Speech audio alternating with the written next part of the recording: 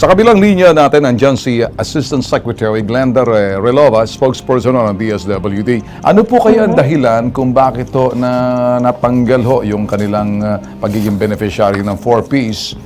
Sir, usually po, ang 4Ps po natin kasi ito po ay conditional cash transfer. Ibig pong sabihin, para po ma-receive po nila yung grant, kinakailangan pong may performance po sila ng certain activities. Okay. Opo. Katulad po ng dapat po, ang kanila pong anak na pumapasok sa eskwela ay merong 85% po ng attendance. 85%, okay. Opo. Kinakailangan po yung mga bata po pinapa-deworm nila at dinadala po nila sa ating mga health centers buwan-buwan. Opo. At kung naman po may nanganak, kinakailangan po may may prenatal siya every quarter and then postnatal po after 6 weeks po niyang nakapanganak. Alright. PPPs sa base sa sinasabi ni ASEC ay isang pribilehiyo ipinagkakaloob sa mga taong walang-wala talaga. Ito'y ginawang conditional cash transfer para doon, kondisyon.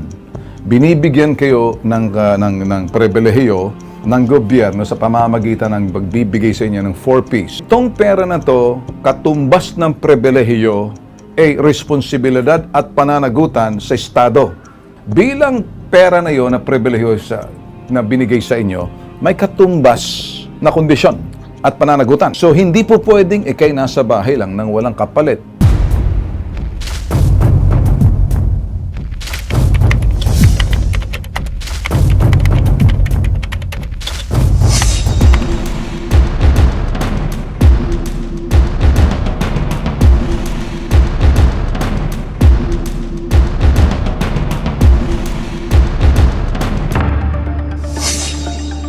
So, during 2012 po, ay nag-release sila ng cash cards na kung saan, kung mapapansin natin, wala siyang microchip.